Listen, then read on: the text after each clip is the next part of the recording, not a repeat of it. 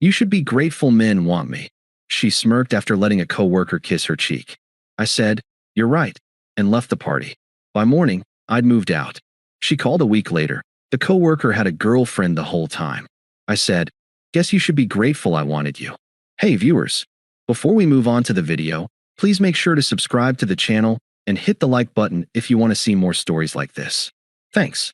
I didn't leave Vanessa because she slept with someone else. As far as I know, on the night I walked out, she hadn't technically broken her vows of exclusivity. I left because of a sentence.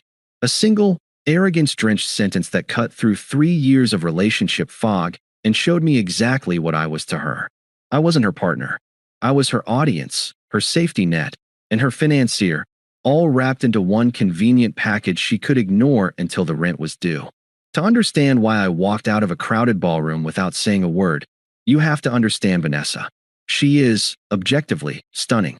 The kind of woman who stops conversation when she walks into a room. And she knows it. God, does she know it. For the first year of our relationship, that confidence was intoxicating. I felt lucky, the steady guy with the good engineering job who somehow landed the girl out of his league. But by year 3, the intoxication had worn off, leaving behind a nasty hangover. Vanessa's beauty wasn't just a trait, it was her entire personality. It was a currency she spent every single day to buy validation from strangers. She needed male attention like a plant needs sunlight. If a bartender didn't flirt with her, the service was terrible. If a guy at the gym didn't stare, she'd come home in a foul mood, claiming she looked gross today. I was the designated ego fluffer. My job was to tell her she was gorgeous, pay for the lifestyle that maintained that beauty, and then sit quietly in the corner while she farmed dopamine from other men. The issue wasn't just that she flirted. It was how she treated me when I brought it up. Use the Julian situation as the perfect example. Julian was a new hire in her department. Sales, obviously. Based on Vanessa's stories, Julian was the funniest, smartest, most charming man to ever walk the earth. Suddenly, our dinner conversations weren't about us. They were the Julian show. Julian said the funniest thing in the break room today. Julian thinks my presentation style is actually really unique. Julian said you sound like a very safe guy. He meant it as a compliment. Don't make a face. A week before the company party, I finally snapped. It was a Tuesday night. I had just finished paying the bills for the apartment, an apartment she insisted we rent because it was in a trendy area, even though my salary covered 90% of it. She was on the couch, giggling at her phone. "Who's that?" I asked, looking up from the laptop. "Just Julian," she said, not even looking away from the screen. "He's sending me memes about the boss. He's so bad. It's 10:30 at night. Vanessa, do you think it's appropriate to be texting a single coworker this late?" She finally looked up, her eyes narrowing. It was the look she gave me whenever I tried to set a boundary, a mix of pity and disgust. "Oh my God, here we go," she groaned, tossing the phone onto the cushion. "Are you seriously doing this again? It's a meme, Mark. It's a joke. You're being so suffocating lately." "I'm not being suffocating. I'm asking for basic respect. You talk about this guy constantly. Now you're texting him while I'm sitting right here paying our rent." She stood up, walking over to the fridge to grab a sparkling water, shaking her head like she was dealing with a toddler. "You know what your problem is?" she said, popping the tab with an aggressive crack. "You have zero confidence. Julian is just friendly. He's a charismatic guy. People like him. People like me. That's not the point," I said, keeping my voice calm, though my blood was starting to heat up. "The point is that you prioritize his attention over my comfort." She leaned against the counter, taking a slow sip, looking me up and down with a cold smirk. "Mark, look at me," she said, gesturing to her body. "I get hit on 10 times a day. If I wanted to cheat, I could have done it a long time ago. I'm with you, but I'm not going to stop being friendly just because you're insecure. You should be happy I'm popular. It makes you look good. Most guys would kill to have a girl that other men want. So I should be grateful?" I asked, the words tasting bitter. "Yeah," she said, turning off the kitchen light and walking toward the bedroom. "Honestly, you should be." I slept on the couch that night. Not because she told me to, but because I couldn't stand the heat radiating off her entitlement. I told myself it was just a rough patch. I told myself she was just stressed about work. I was wrong. She wasn't stressed. She was just done pretending to respect me. The annual holiday party for her marketing firm was held at the Ritz-Carlton. It was a black tie affair, the kind where the open bar serves top-shelf whiskey and the appetizers are unidentifiable tiny sculptures of food. I wore my tuxedo, one I bought specifically for these events because Vanessa hated rentals. She wore a backless emerald green dress that looked like it cost 2 months of rent. I knew, because I'd seen the credit card notification earlier that week. "You look beautiful," I said as we stepped out of the Uber. "I meant it." "I know," she said, checking her reflection in the darkened car window. "Let's just try to have fun tonight, okay? No pouting. No jealousy. Julian is going to be there, and I don't want you making things weird." "I won't make things weird," I promised. We walked in, and for the first 10 minutes, things were fine. We got drinks. We made small talk with her boss. But the moment Julian walked in, the energy shifted. He was exactly what I expected. Tall, overly groomed, wearing a suit that was a little too shiny and a smile that didn't reach his eyes. He scanned the room, locked eyes with Vanessa, and made a beeline for us. "Vanessa!" he boomed, ignoring me completely to pull her into a hug that lasted 3 seconds too long. "Stunning. Absolutely stunning. You're putting every other woman here to shame." She melted. Actually melted. Her posture changed, her voice went up an octave, and she physically turned her back to me to face him. "Stop it," she laughed, swatting his arm playfully. "You look okay too, I guess." "Just okay." He grinned, leaning in close. "I'll have to work harder then." Finally, he acknowledged me. "This the boyfriend?" "This is Mark," Vanessa said, glancing back at me for a split second before returning her gaze to Julian. "Mark, nice to meet you." "Lucky man," Julian said, offering a limp hand before immediately turning back to Vanessa. "Come on, you have to come say hi to the team. They're by the bar." She didn't even ask. She just followed him.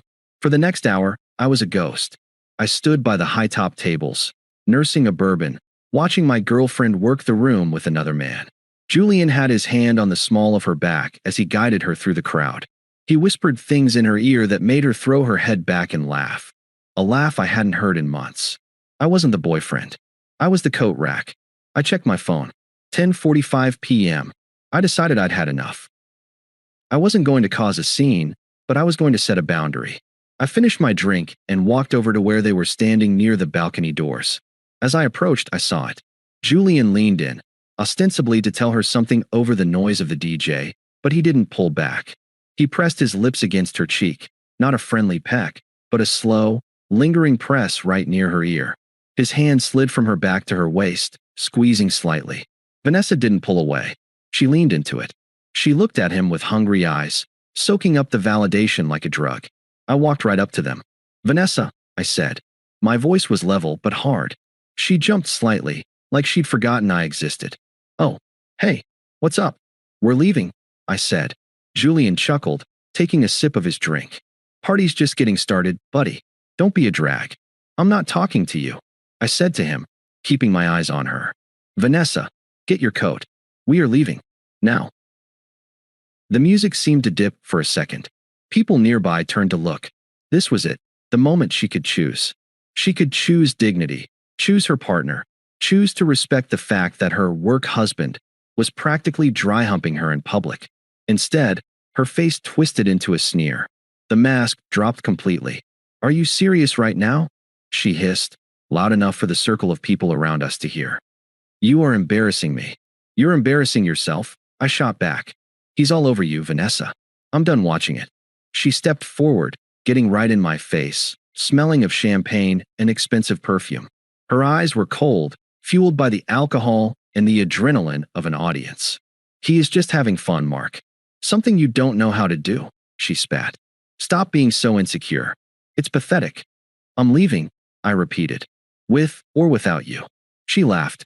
It was a cruel, sharp sound. She gestured to Julian, then to the crowd watching us. "God, you are so weak," she said, shaking her head. "You can't handle that I'm the center of attention.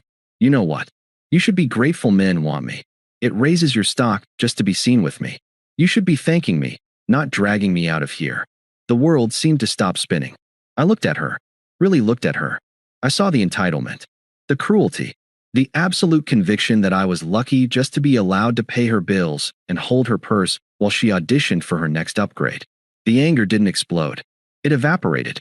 It was replaced by a profound, icy clarity. I felt nothing. No love. No jealousy. No sadness. Just the realization that I had wasted 3 years on a person who didn't exist. I reached into my pocket, pulled out the claim ticket for her coat, and dropped it into her open palm. "You're right," I said. Her smirk faltered for a second. She hadn't expected agreement. "What?" "You're right," I said again, my voice calm, almost cheerful. "I should be grateful. And I realized I don't want to be the guy holding the purse while you shop for something better." "Mark, don't be dramatic." She rolled her eyes, turning back to Julian. "He's just drunk." "I'm not drunk," I said. "And I'm not the boyfriend anymore." I turned to Julian. "She's all yours, man. Good luck. You're going to need a high credit limit." "Mark," she shrieked, the embarrassment finally hitting her as the crowd murmured. I didn't stop. I walked straight to the exit. I didn't look back. I opened the Uber app, but not to call a ride for two. I called a ride for one. I checked the time. 11:15 p.m. If I hurried, I could have my clothes, my computer, and the dog packed into my truck before she even realized I wasn't coming back. The disrespect was over. Now, the erasure began. The Uber ride home was the longest 20 minutes of my life. My phone buzzed twice. Texts from Vanessa. I didn't read them. I didn't need to. I knew they would be variations of "you're ruining the night" or "grow up." I unlocked the apartment door at 11:40 p.m. It was quiet. The only sound was the clicking of Buster's claws on the hardwood as my golden retriever trotted over to greet me. He looked sleepy, confused about why I was home early and alone. "Hey, buddy," I whispered, kneeling to bury my face in his fur. "We're going on a trip." I didn't smash plates. I didn't cut up her clothes. I didn't write a long, tear-stained letter explaining my feelings. I moved with the cold, mechanical efficiency of a man closing a failed business division. I grabbed 3 large suitcases from the closet. First, the essentials. My clothes. My laptop. My paperwork. Birth certificate, passport, the lease agreement with my name on it. Then, the emotional anchors. The framed photos of my family, leaving the ones of us face down on the counter. My books. The espresso machine I bought before we met. I worked in silence for 4 hours. By 3:30 a.m., the apartment looked like a smile with a missing tooth. The gaps were obvious. The empty side of the closet, the blank space on the bookshelf, the missing gaming console under the TV, but the structure remained. It was a visual representation of our relationship. I had filled the spaces, and she had just existed within them. The most important step was the financial kill switch. I sat at the kitchen island, opened my laptop, and logged into our banking portal. Joint checking. I transferred my half of the balance to my personal savings. Credit cards. I removed myself as an authorized user on the card she carried, the one she used for emergencies like emerald green dresses. Utilities. I scheduled a service transfer for the electricity and internet to end in 48 hours. Enough time for her to figure it out. Not enough time to be comfortable. At 4:15 a.m., I loaded the last box into my truck. I put Buster in the passenger seat. I walked back into the apartment one last time. I placed my key on the kitchen counter, right next to the empty bottle of wine she'd left out 2 days ago.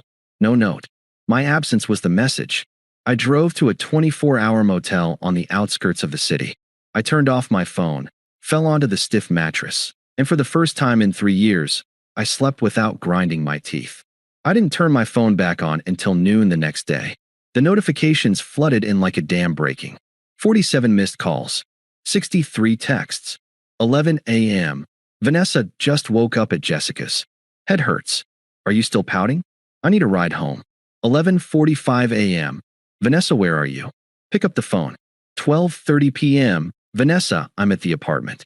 Where's your stuff? Mark, this isn't funny. 12:45 p.m. Vanessa, did you take the dog? You can't just take the dog.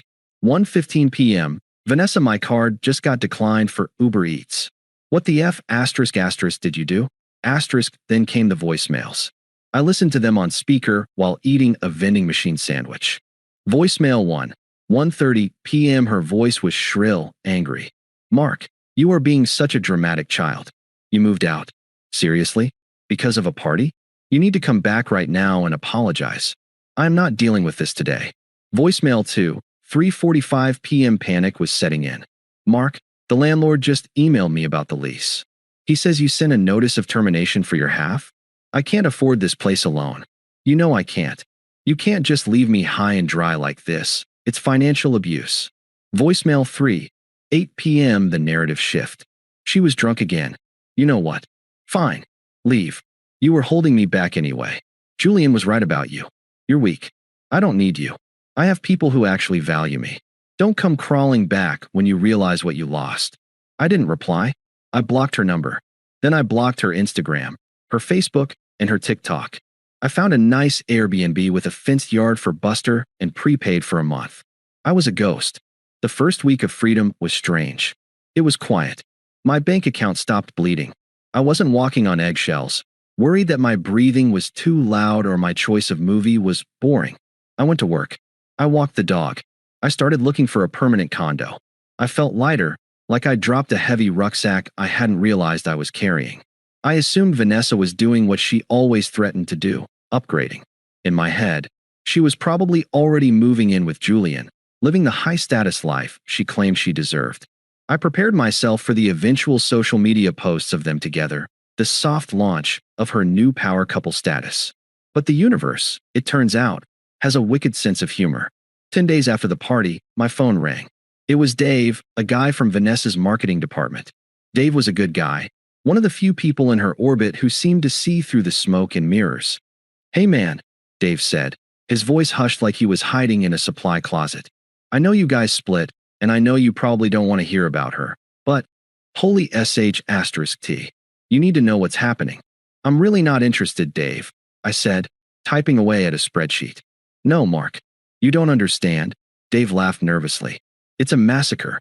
You timed your exit perfectly." I stopped typing. "What do you mean?" "So, Monday morning, right? You're gone." Vanessa comes into work looking like a wreck. Puffy eyes, clearly hungover. She marches straight to Julian's desk. I took a sip of coffee. Let me guess. She wanted a shoulder to cry on. She wanted more than that, Dave said. Everyone in the bullpen could hear her. She was practically hanging off his cubicle wall. She tells him, loud enough for the whole floor to hear, that she finally dumped the dead weight, and that she's free to grab drinks with him tonight. She was acting like they had this secret plan to be together. And Julian looked at her like she was a radioactive cockroach, Dave said. "Mark, Julian has a fiancé. He's getting married in April. His fiancé is a lawyer." She was out of town during the party. I nearly choked on my coffee. "You're kidding. Dead serious. Julian is a player, man. He flirts with everyone. He liked the attention Vanessa gave him. He liked that she boosted his ego, but he never had any intention of actually dating her. The second she became real and messy, he panicked." "What did he say?" "He laughed at her," Dave said. He literally laughed. He told her, "Whoa, Vanessa, pump the brakes. We were just having workplace banter. I'm engaged. Don't make this weird." I closed my eyes, picturing the scene. The humiliation. The stock she thought was so high crashing to zero in seconds. "It gets worse," Dave continued. "She didn't take it well. She started screaming. She accused him of leading her on, said he kissed her at the party. Julian denied everything, called her delusional, and went straight to HR to file a harassment complaint to protect his own ass. They put Vanessa on administrative leave yesterday, pending an investigation. She lost her job? Probably going to. And since she was bragging about you paying the rent, word is she's getting evicted, too. She's been crashing on Jessica's couch, but Jessica is already sick of her crying." "Wow," I said softly. "She's been asking everyone for your new number, Mark," Dave warned. "She's telling people she made a mistake, that she was confused, that Julian manipulated her. She's desperate." "Thanks for the heads up, Dave," I said. "If she asks, you haven't spoken to me." "Understood. Enjoy the peace, brother." I hung up the phone. I sat there for a long time, staring at the blank wall of my Airbnb. "You should be grateful men want me." That sentence echoed in my head. She had gambled everything on her own perceived value. She thought she was the prize. She thought I was the safety school she had settled for, and that Ivy League admission was just a formality. But she had misread the market. Julian didn't want her. He wanted an ego boost. The other men she flirted with didn't want her. They wanted a challenge. I was the only one who had actually wanted her. The person, not the accessory. I was the only one willing to put up with the bad days, the insecurities, the financial drain. and now that I was gone, she was learning the difference between attention and investment. I felt a vibration in my pocket. I pulled out my phone. It was a number I didn't recognize, but I knew who it was. She had borrowed a phone.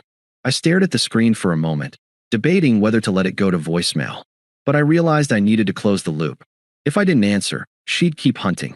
I needed to become real to her one last time, just to make sure she understood I was never coming back. I slid my thumb across the screen. This is Mark. Mark. Her voice was small. Broken. Mark, it's me. Please don't hang up. I'm outside, she whispered into the phone. I'm at your office building. I saw your truck. Please, Mark. 5 minutes. I just need 5 minutes to explain. I looked out the window of my second-floor office. Sure enough, she was there. She was standing by the fountain in the courtyard, wearing a hoodie and leggings, a stark contrast to the red carpet glam of the night I left. 5 minutes, I said. Then I call security. I walked downstairs. I didn't feel my heart racing. I didn't feel the urge to run to her. I felt the same way I feel when I have to deal with a flat tire, annoyed, but pragmatic. When I pushed through the revolving doors, she looked up. The devastation was visible. The confidence, that armor she wore so arrogantly, was gone. Her eyes were red-rimmed. Her hair was pulled back in a messy bun, and she looked smaller. She took a step toward me, reaching out as if to hug me. I took a step back, putting my hands in my pockets. Don't, I said. She froze, her hand hovering in the air before dropping to her side. Mark, I don't even know where to start. Start with why you're here, I said, and make it quick. I made a mistake, she choked out, the tears starting immediately. God, I made such a huge mistake. Julian, he's a monster, Mark. He lied to me. He made me feel like we had this special connection, like he really saw me. But he was just using me for an ego boost. He has a fiancée. Can you believe that? She looked at me with wide, pleading eyes, waiting for me to be outraged on her behalf, waiting for the white knight to step in and comfort the damsel. I know, I said. Dave told me. Then you know, she cried, seizing on that. You know he manipulated me. He took advantage of my kindness. I was just being friendly, and he twisted it. He didn't twist anything, Vanessa, I said calmly. He did exactly what you wanted. He gave you attention. He flirted. He validated you. That's what you live for, isn't it? No, that's not who I am. She stepped closer, her voice dropping to a desperate whisper. I realized something when he humiliated me. I realized that while I was chasing this cheap validation, I had something real at home. I had you. You never treated me like that. You loved me. She reached out again, this time grabbing my forearm. I looked down at her hand like it was a foreign object. I'm ready to come home, Mark, she said, trying to summon a smile. I'm ready to be the partner you wanted. I'll stop the flirting. I'll stop the games. I chose you. Julian means nothing. You're the one I want. I gently, but firmly, peeled her fingers off my arm. You didn't choose me, Vanessa, I said. You're only here because you got rejected. You tried a monkey branch to the next branch, but it snapped. Now you're on the ground, and you want me to pick you up. That's not true, she sobbed. I love you. Do you remember what you told me at the party? I asked. She wiped her nose, confused. What? You told me I should be grateful men want you. You said it raises my stock. She winced. I was drunk. I didn't mean, I thought about that a lot, I interrupted. And you were wrong. It doesn't raise my stock. It lowers it. Because a woman who needs that much attention from other men is a liability. It's like owning a car with no locks that anyone can take for a joyride. I'm not like that anymore. You are, I said. And here is the reality check you need. Julian didn't want you. He just wanted a turn. And now that he's done, and HR is done, and your friends are tired of the drama, you're looking for your safety net. I looked at my watch. Your 5 minutes are up. I turned to walk back to the building. Mark, she screamed, causing a few people on their lunch break to turn and stare. You can't do this. You can't just throw away 3 years. You're lucky I'm even asking to come back. Do you know how many guys would kill to be with me? I stopped. I turned around one last time. There it was. The entitlement. It was still there, buried under the tears, waiting to surface the moment she felt threatened. I smiled. It was a genuine smile of relief because I knew I was making the right decision. You're still doing it, I said, shaking my head. You still think you're the prize. But you're not the prize, Vanessa. You're just a girl standing on a sidewalk begging for a place to stay. She opened her mouth to argue, but I cut her off with the final truth. You told me I should be grateful you wanted me. Well, look at where we are. I'm happy. I'm free. And you're alone. I looked her dead in the eye. I guess you should be grateful I wanted you. Past tense. I walked through the revolving doors. I didn't look back to see her reaction. I didn't need to. It has been 6 months since that day in the courtyard. The fallout for Vanessa was exactly what you'd expect. The Julian incident at work didn't just get her suspended, it got her fired. It turns out companies don't like it when their employees cause drama that involves harassment claims and shouting matches in the bullpen. Without my income to subsidize her lifestyle, and without a job to pay for the basics, she couldn't keep the apartment. I heard from Dave that she had to move back in with her mother, a woman Vanessa had spent years criticizing for being toxic and controlling. The irony is palpable. She tried to reach out a few more times. A cryptic email here, a block number call there. I never responded. Eventually, she stopped. As for me, I bought a condo 3 months ago. It's not in the trendy neighborhood. It's in a quiet area near a park. It has a yard for Buster. Last weekend, I went to a friend's wedding. I went solo. I wore that same tuxedo I wore to the holiday party. At the reception, a woman named Sarah approached me. She was the groom's cousin. We talked for hours, about books, about travel, about dogs. She didn't look over my shoulder to see who else was watching. She didn't check her phone to see how many likes her selfie got. She was present. At one point, she smiled at me and said, "You seem really grounded. It's refreshing." I thought about Vanessa. I thought about the chaos, the constant need for validation, the feeling of being an accessory in my own life. Yeah, I told Sarah, taking a sip of my drink. I learned the hard way that peace is more valuable than prestige. I walked out of that relationship with my dignity intact. I didn't beg. I didn't fight for her. I simply recognized a bad investment and sold my shares. Vanessa was right about one thing. She taught me my worth. She taught me that I'm worth more than being a spectator to someone else's vanity. And for that lesson, and that lesson alone, I suppose I am grateful. Thanks for watching. Make sure to subscribe to the channel and hit the like button. What do you think about this story? Share it in the comments.